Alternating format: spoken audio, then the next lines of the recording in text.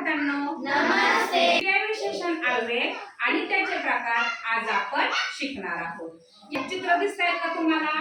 मी चित्र दाखवत आहे. ही चित्र पाहिल्यानंतर तुम्ही त्या चित्राचं वर्णन करणार आहात. जवळ शाळा आहे. धो धो पाऊस पडत आहे. जवळ शाळा आहे. बैलगाडी सावकाश चालते. चुलीवर भाकरी करते. आई संध्याकाळी चुलीवर. क्रियाविशेषण अव्यय म्हणजे क्रियेबद्दल विशेष माहिती या चित्रांमध्ये आपल्याला. आता या ठिकाणी बघा काय दिसतंय? पगडी. शाळेचे जे शिक्षक होते हे काय करायचे? पगडी घालायचे. मग बघा यावरून आपल्याला काय कळतं? क्रिया घडण्याची वेळ कळते. या ठिकाणी बघा पूर्वी अगोदरच्या काळी आता घालतात का? नाही. पूर्वी शिक्षक पगडी घालत असत. मग पूर्वी हे काय झालं? अव्यय.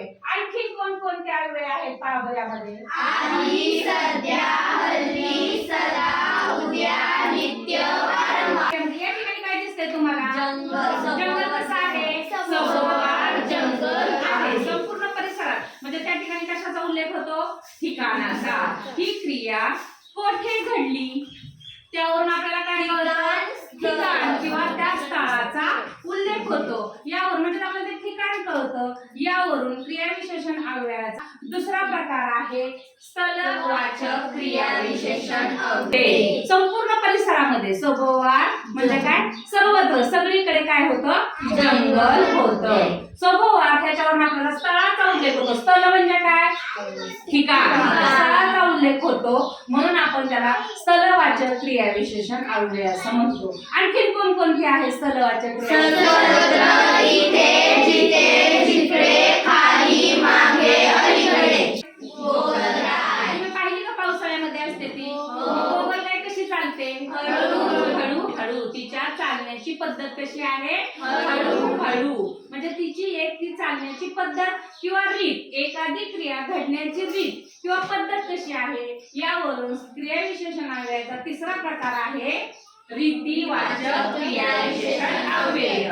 क्रिया कशी घडते यावरून काय कळतं आपल्याला? पद्धत कळते.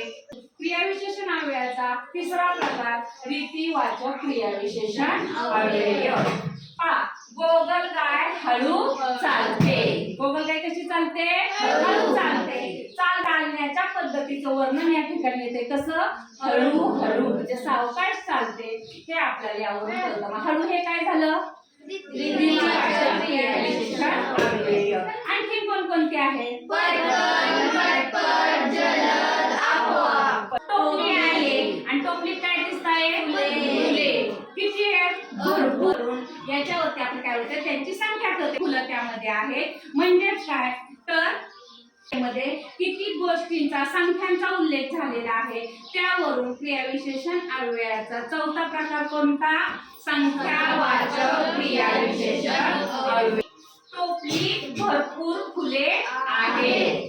टोपलीत फुले भरपूर आहेत. किती आहेत? भरपूर. किती विचारतो आपण? किती म्हणजे काय? त्यातून संख्येचा बोध होतो म्हणजे संख्यावाचक. आणि त्याला समानार्थी शब्द दुसरा कोणता आहे? परिमाणवाचक. परिमाण म्हणजे त्याचा एककाचा किंवा संख्येचा उल्लेख होतो त्याला म्हणायचं परिमाणवाचक किंवा संख्यावाचक क्रियाविशेषण अव्यय. आणखी कोणकोणते येतात?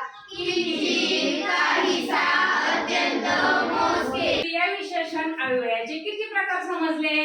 4. पहिला प्रकार कोण सांगते?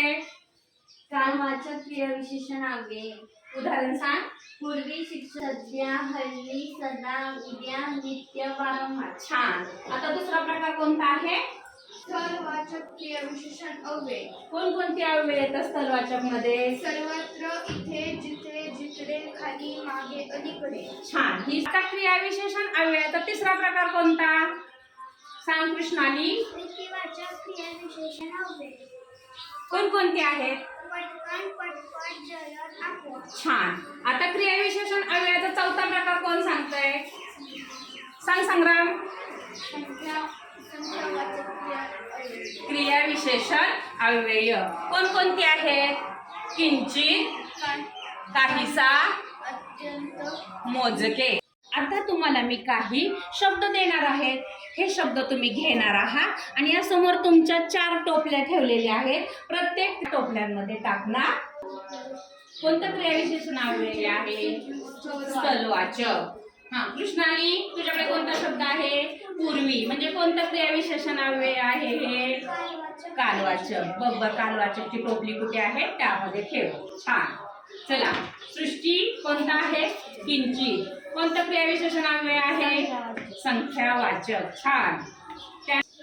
कोणता शब्द आहे तुझ्याकडे? पलीकडे. पलीकडे म्हणजे काय सांगते? स्थलवाचक. सुंदर. या ठिकाणी क्रियाविशेषण अव्ययाचे 4 प्रकार शिकलो.